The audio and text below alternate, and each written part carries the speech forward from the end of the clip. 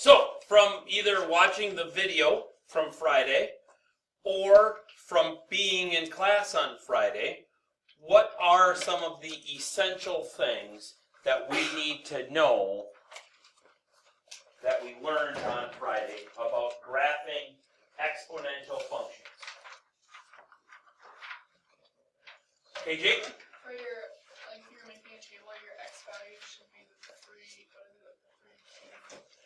Negative 1, 0, and 1. Can you maybe expand upon that? Because if you look at the 11 graphs, okay, our three x values were not always negative 1, 0, and positive 1. So can you add a couple of words to your sentence? Actually, one word.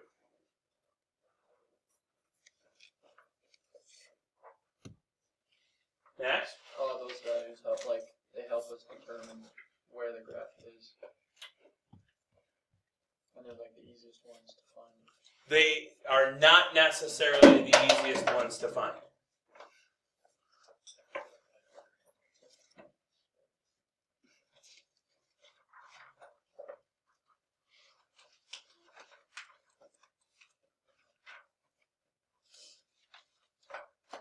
We learned that if you flip the exponents. Not yet. We're still talking about negative 1, 0, and 1. We're still trying to figure that rule out. So we get the three key points. KG? just like plug them in. Nope. You want to make your exponents negative 1, 0, and 1. That's what I was looking for. You want to make your exponent negative 1.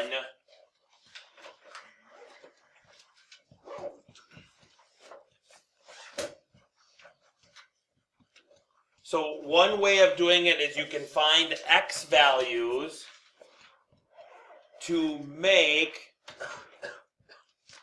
your exponent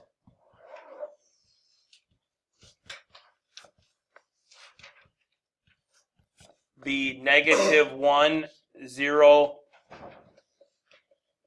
and positive 1. Then we plug those in and get the three corresponding points.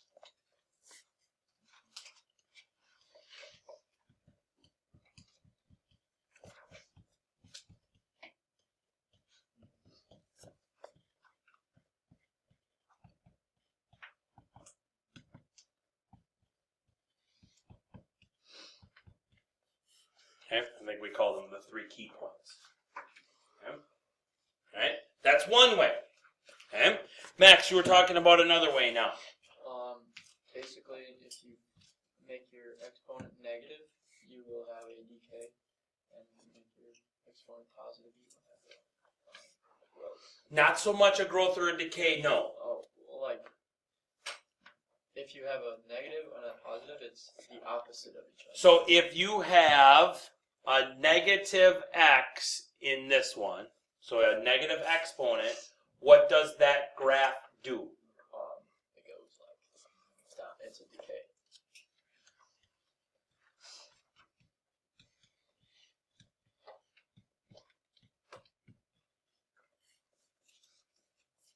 Oh, yeah, it reflects over the y. The y-axis. Yeah. Yep.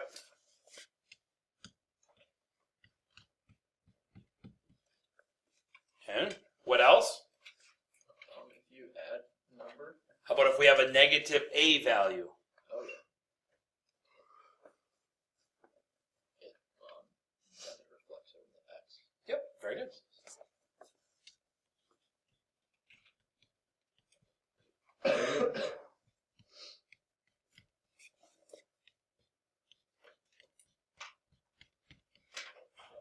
And if the values are the same, it's like the same graph, but it's just on the other side. Okay. What else did we notice? You're good. Give somebody else a chance. What else did we notice?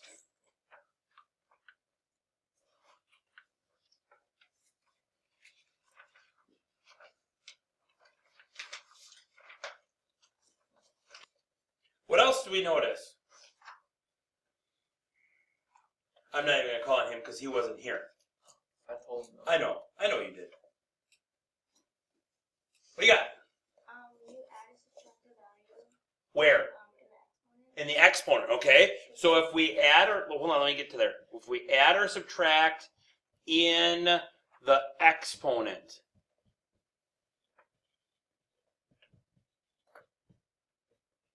okay, go on. The graph shifts on the line.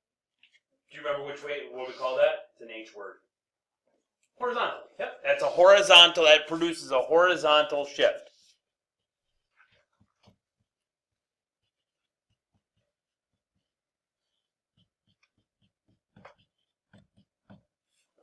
Okay? Now, if we add something in that exponent, which way does it go? The direction you added or subtracted it. It goes what? To the right, however many spaces. Do we agree with it goes to the right however many spaces? If I add something in the exponent, does that produce a right shift of my graph? No, it goes to the left. Goes to the left. Yeah. Okay? Because it's in the exponent, it's opposite thinking.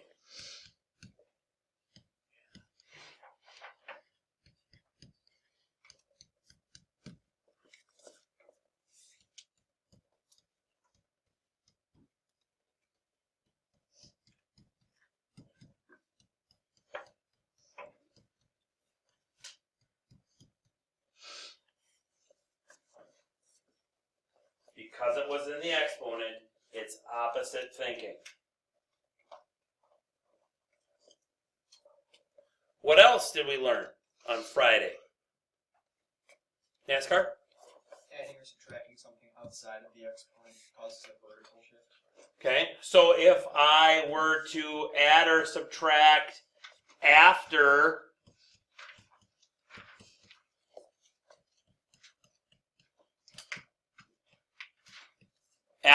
so like at the end, okay, all right, that creates a vertical shift, you said?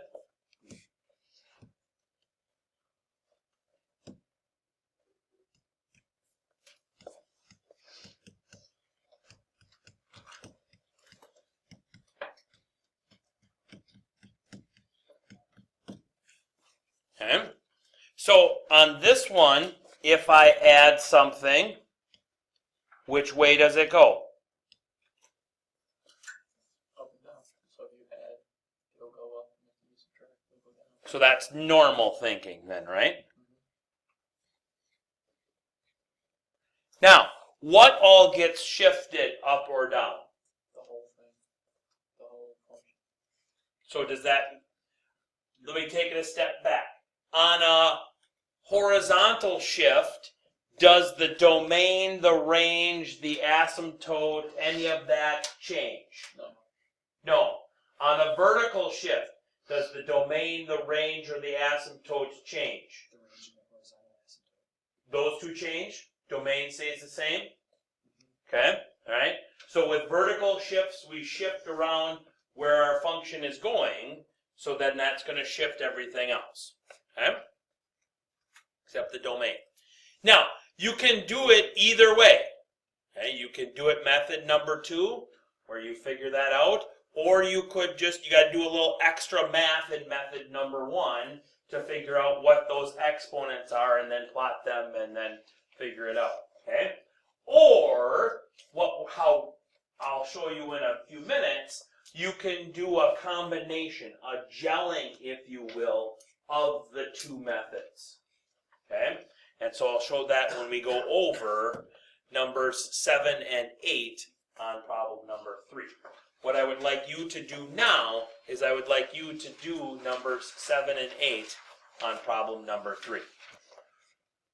So, just from walking around and seeing that we're struggling just a little bit with this one, let's do number 7 together. Okay? This is something, and I don't mean this in a snarky way, but this is something that you should have done in about a minute and a half. Okay? it should have taken you 5 minutes at most to do both of those graphs. Okay? Alright? So, before I even get to my chart, before I even get to my graph, what do I know about all exponential functions?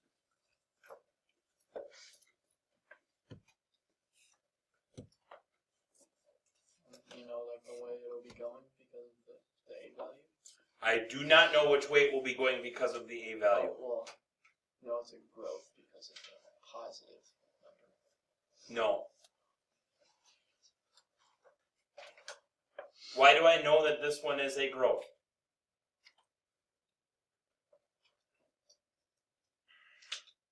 Let's go back.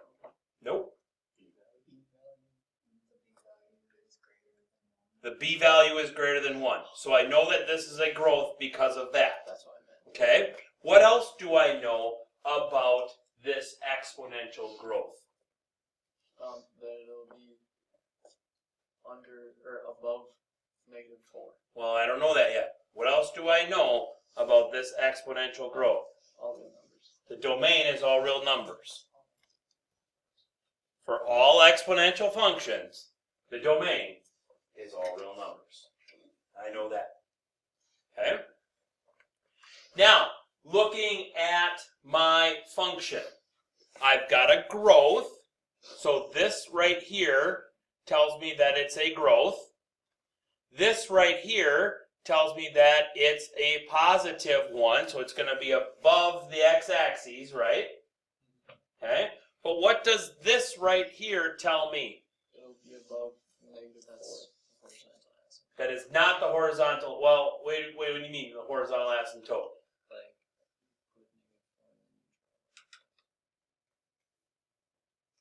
I have no idea what you're saying. yeah. Okay? Alright? So, what does that subtracting 4 at the end tell me I'm doing with my graph? The graph will be above -4. No, I'm doing what? Shifting it Four spots. down 4 spots. So I'm taking this whole graph and I'm going down 4 spots. So normally it would be the domain is all real numbers. My range would be y is greater than 0, and my horizontal asymptote would be x equal or y equals 0. Right? If I shift all of that down 4, then my horizontal asymptote becomes y equals -4. Okay? You just gave me a number. Asymptotes are lines. Okay? And it's important which one it is because if it's x or y in front, vertical or horizontal. Okay? So I'm going to draw that in first.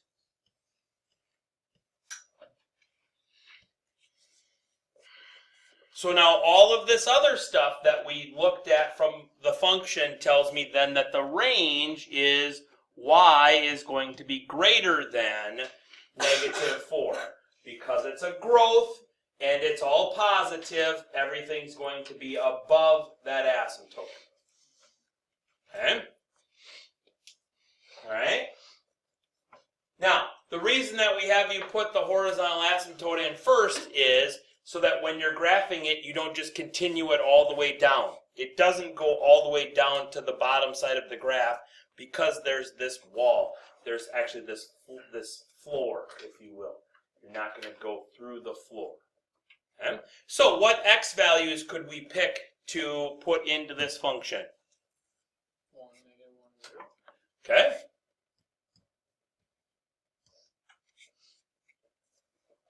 If I put 0 into this function, I'm going to start with 0 because it's the easiest one to put in. If I put 0 into this function, let me erase all of this stuff now because we're done with it. Okay? So if I put 0 into that function, 2 to the 0 power 1, is 1 times 3 minus 4. 1, -1. So I go through the point 0, comma, -1. Which if you think about it, if I just had 3 times 2 to the x power, I would go through the point 0, comma, a, which would be 0, comma, 3. Down 4 is 0, comma, -1. Okay? Next, 1, plug in 1. Okay, 2 to the first 2, times 3 6, minus 4. or positive 2. Positive 2.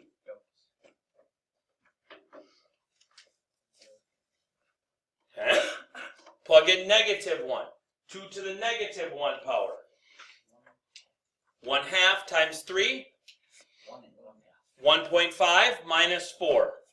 That would be 4.8. Negative 2.5. Yeah. So my function goes like that.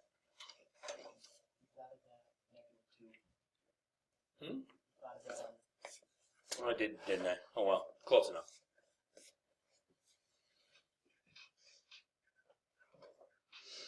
Okay.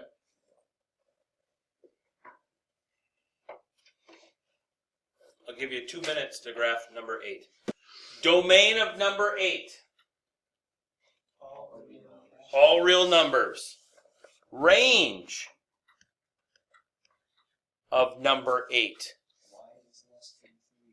Y is less than positive 3. Horizontal asymptote.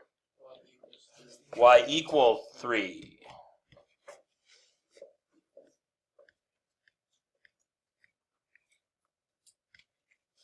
Okay. This negative right here told me that I flip it over the x-axis, so instead of above the asymptote, I'm going to be below the asymptote. Okay? X values that you used in this one. -2, -1, and 0. Because when I plug in -2, I get an exponent of -1. 1/4 to the -1 power is 4, times -2 is -8, plus 3 is -5. Plugging in -1, I get an exponent of 0. 1/4 to the 0 power is 1, times -2 is -2, plus 3 is 1. 0 gives me an exponent of 1. -2 times 1/4 is -1/2, plus 3 is 2.5.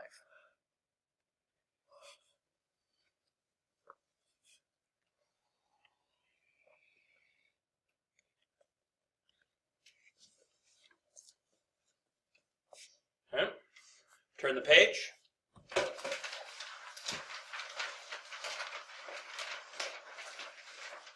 On the summary questions down here at the bottom, what I'm asking you to do is I'm asking you to read the sentence and decide if that sentence is true. If it's true, write true. If it's false, I want you to correct the mistakes. So for instance, in number 1, key characteristics of basic exponential functions, functions with no transformations, include a domain of all real numbers, a range of all real numbers, and a vertical asymptote of x equals 0. Is that a true statement, or are there some falsitudes in there? False. Price is wrong. Price is wrong. Okay, so give me one thing that's wrong with that sentence. The range. What about the range? It's not going to be all real numbers. The range is not going to be all real numbers. So I'm going to cross out all real numbers, and I'm going to replace that with,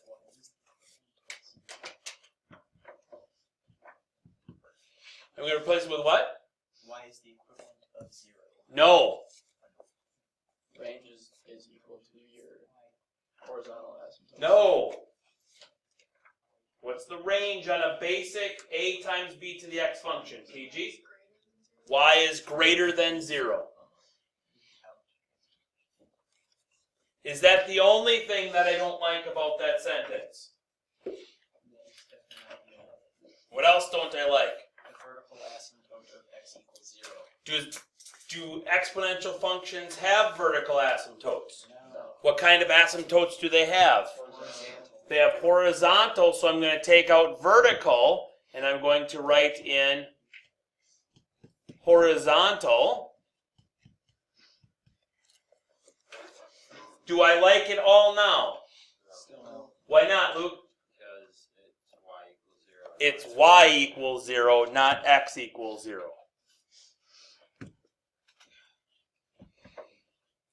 Now I've made it be a true statement, correct? Okay. Key characteristics of basic exponential functions include a domain of all real numbers, a range of y is greater than 0, and horizontal asymptotes of y equals 0. I would agree with that statement. Tomorrow, your homework when you walk through the door in Kruger's or my class is you need to finish that back page. It is going to be due. We are going to have you rip off that page and collect it. That means that you have 2 graphs tonight and 4 true-false statements. Okay? So the top 2 graphs and the 4 true-false statements at the bottom. All due at the beginning of class tomorrow. Have yourselves a great day.